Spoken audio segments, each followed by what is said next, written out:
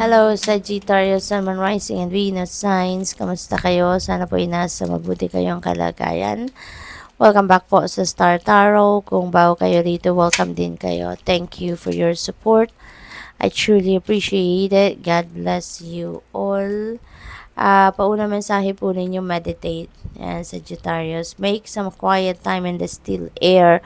Kailangan ninyo na mag-meditate, magpahinga, mag-step back muna kayo sa kung ano ang inyong pinagkakaabalahan, and you need to do some kind of meditation and contemplation. Okay?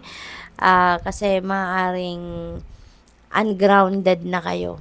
No, you're all over the place. Fragmented ang isip ninyo, muddled mind.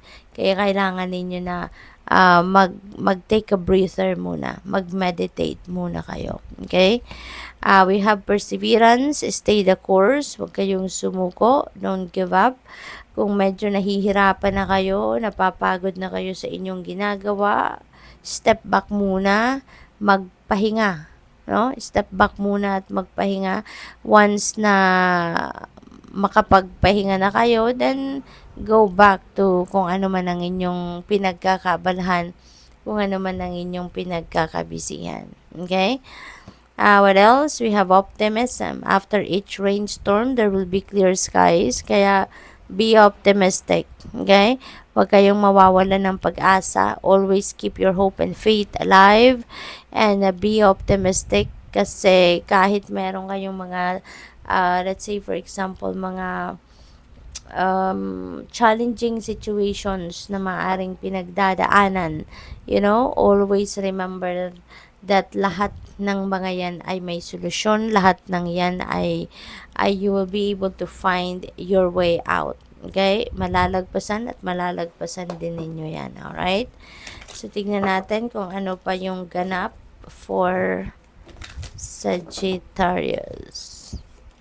We have the Enchanter's Wheel. Napakaganda. This is good luck and good fortune on your side, Sagittarius. Kaya this is really a beautiful energy.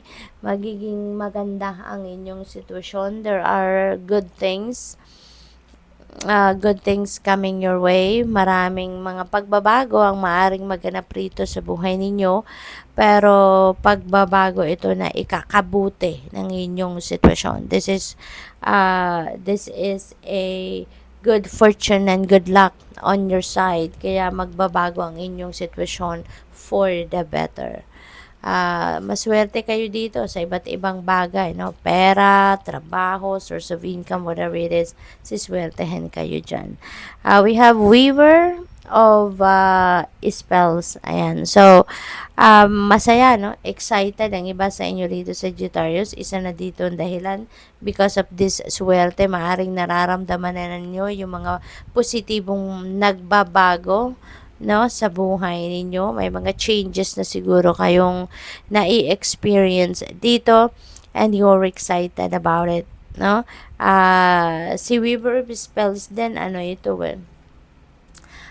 decidido, optimistic din siya, focused siya sa kung ano yung gusto niyang ma-achieve sa buhay, kaya doon siya nakatingin, doon siya nakafocus, binibigyan niya to ng effort, no? Dahil sigurado siya na hindi siya titigil hanggat sa ma-achieve niya kung ano yung gusto niyang marating. Kaya ngayon pa lang excited siya because she knows, no, na whatever it is that she set her mind to do, ay talagang she'll make it happen. Chalo Boons, maraming opportunities, no? Maraming balita about opportunities ang maaaring dumating sa iyo sa ngayon, and this is related, no, sa inyong kaperahang aspeto, related sa trabaho, career, negosyo, probably then meron sigurong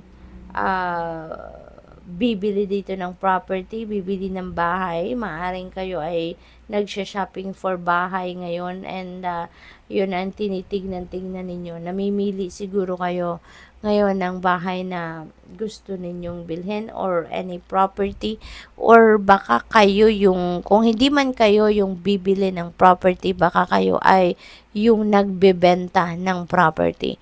So siguro nasa staging kayo ngayon. Yung ginagawa ninyo, nag-staging kayo ng property ninyo para maging attractive, no, sa mga mamimili or sa mga buyers. Kaya siguro yun din ang inaasikaso, pinagkakaabalahan ninyo sa ngayon.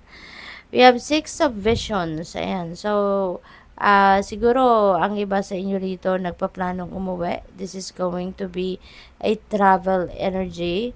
Maaaring sa ngayon, baka naghahanap-hanap kayo ngayon ng plane ticket, ng aeroplano masasakyan ninyo, nagbabrowse siguro kayo kung alin yung, or saan yung mura ng airline, yung mga ganon. Or maybe, ang iba sa inyo siguro, baka namimiss ninyo talaga yung inyong pamilya.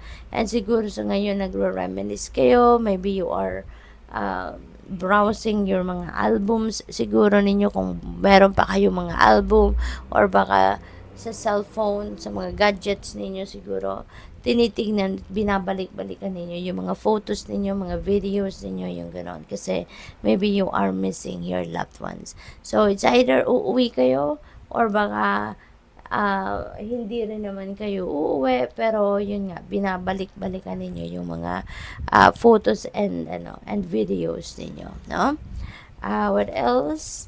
We have Weaver of Challenges. Ayan. So, siguro ang iba sa inyo sa ngayon, kailangan ninyong mag-communicate clearly and effectively. No, maaring ito din yung isa sa mga kailangan ninyong gawin.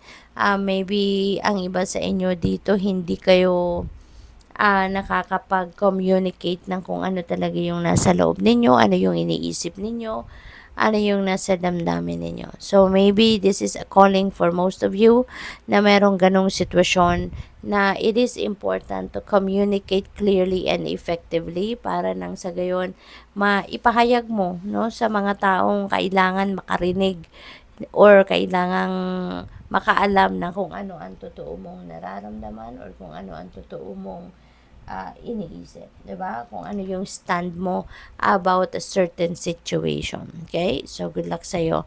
Thank you for watching. Love and light. Namaste.